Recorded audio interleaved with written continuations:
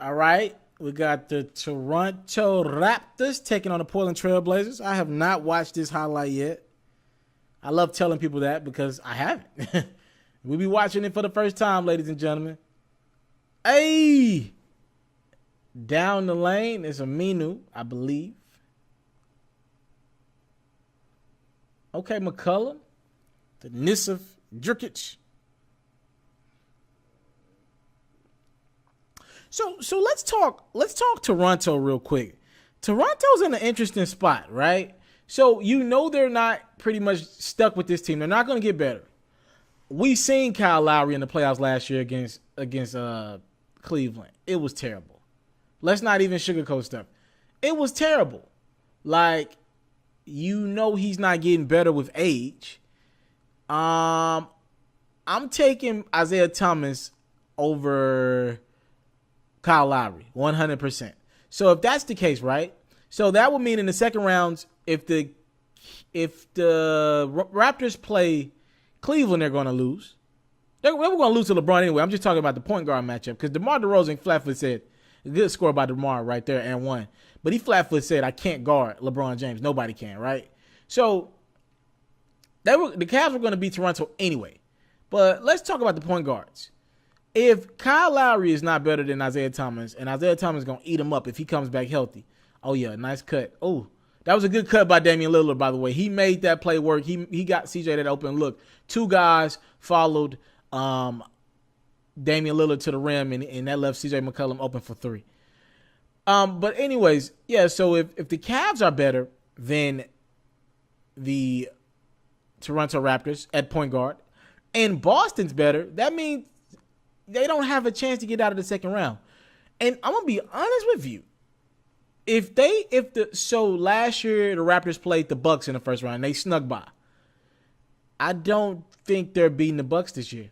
I don't know for a fact. It depends on if the Bucks make a move. I've been hearing that the Bucks are in talks to get Eric Bledsoe. If they get Eric Bledsoe, have that little 1-2 punch with Giannis and Bledsoe, that'll be really good for the Bucks. I don't know if they'll pull the trigger on that trade, but I'm picking. Let's look at the Eastern Conference real quick. Let's go run it down. We obviously know the Cavs, though they might not be seeded number one, they're the number one team in the Eastern Conference. We obviously have Boston. To me, they're number two. So after that, I think Washington will solidify themselves at number three at some point in the season. At four, you really could just kind of start picking and choosing what you like and what you think. I think from the talent standpoint, Philadelphia is the fourth most talented team in the interconference, but they're young. So I would assume that number four probably would be, gosh, man, the East is trash. See, right now Orlando's number two in the East, but I don't think that's not gonna stay around. Miami's 2-4. They're off to another terrible start. Remember they got off to that bad start last year, but then came around late. So salute to DeMar DeRozan on that jumper there. The Raptors up 40-31, by the way. I'm just trying to talk through this highlight. These are two teams with not the most exciting players. I like Dame. I like DeMar. But, hey, I got to talk you through this one. So I might say, I'm looking at the standings right now, guys. So Detroit's 5-2. I don't think they'll stay. That team, nah, bro. Good move by Kyle. So who's the fourth best team in the East? So Toronto probably would be number four. So Toronto will be number four. I was looking for other teams, but Toronto, they're a good regular season team. So Toronto will be four, maybe three. But it really all depends on what Cleveland do. Because, I thought that went. Yo, Dame. That was beautiful. So the Raptors are a big time right now. I ain't even watching the highlight. But really, back to this. So it really depends on what Cleveland want to do. Because if I'm Toronto, right, if Cleveland wants to be the number one seed, right, and they go forward and Isaiah comes back down the stretch, they get hot, which I think could happen. It could happen. And the Cavs get the number one seed. At that point, you want to stay away from, you don't want to be 8, 4, or 5 if the Cavs are number one. Because if you're, like, this is your thought process on it. If you're a team like Toronto, you're not going to beat Cleveland. You'd have a better chance beating someone else before you beat LeBron. So what you want to do is you want to wait this thing out the longest you can. You want to get to the conference finals and just hope that the Cavs have had an injury, right? Like a Kyrie go down or Kevin Love went down. You know how Kyrie went down in the finals the first year go around for the Cavs, and then how Kevin went down as well in that finals. Well, he went down in the first round against Boston that year. Kelly Olynyk broke his arm. So you're just going to hope for an injury. That's pretty much. But if the Cavs go for one, you don't want to be 4, 5, or 8. Now what's likely to happen, Boston's probably going to end up with a better record than Cleveland. And Cleveland's probably going to end up. By the way, Toronto is really blowing this game wide open, by the way. So what's probably going to happen is the Cavs are probably going to end up 2 and Boston's going to end up 1. So if that were to happen, if you're Toronto, you don't want to be 3. That would mean you got to play Cleveland in the second round. Cleveland's still a favorite in the East, no matter if they get the number 1 seed or not. So what you want to do is probably slip down to 4. Yeah.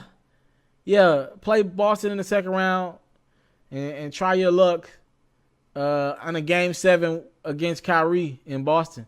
I don't like your chances, but hey, nice 3 by CJ Miles. I mean, salute to Toronto. They're pouring it on in this game. They look ready this game. We're in the third here, a minute left. Yeah, if you're Toronto, you definitely don't want to play. You don't want to play Cleveland in the second round. So it really depends on what Cleveland's going to do. Look at Dame. Woo. Dame is quick, man. I just don't think that brother should have stayed with Portland. Nice shot.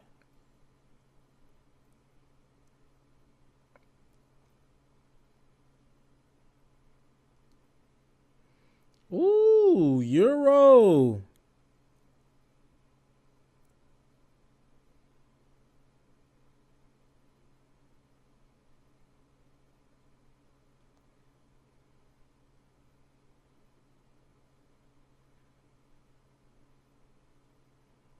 Yeah, so this game is pretty much over.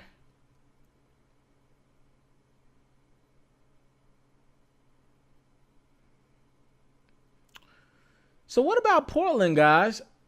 Yo, where do they fit in at? Like, I just watched Denver tonight, and between Denver, Portland, Memphis, somebody's going to be out of the Clippers. Minnesota's going to probably come into the playoff picture. Somebody's going to be out of the loop.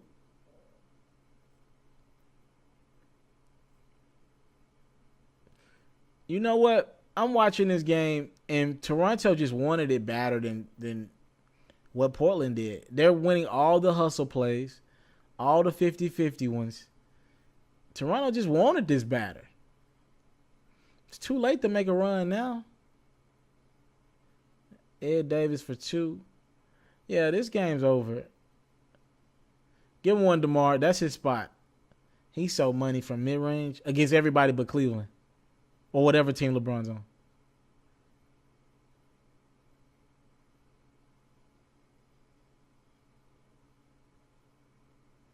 Yeah, Dame, you can do all that, but is Dame an impact scorer or just a scorer? The way Dame scored, does it really impact games? Portland loses 99-85 to Toronto. Bad game, man. Bad loss for Portland. Who leads the scoring for Toronto? DeMar had 25. Lowry had 19. Dame had 36 in a losing effort. Now, if you enjoyed this reaction video, please subscribe to the reaction channel right now for more exclusive quality content. And if you want more news from Taliaferro, please subscribe to the main channel at Itsmrtaliaferro for your latest in sports, hip-hop, and other culture-related activities going on. Taliaferro got you covered. Thank you for the time, love, support, and subscribe right now.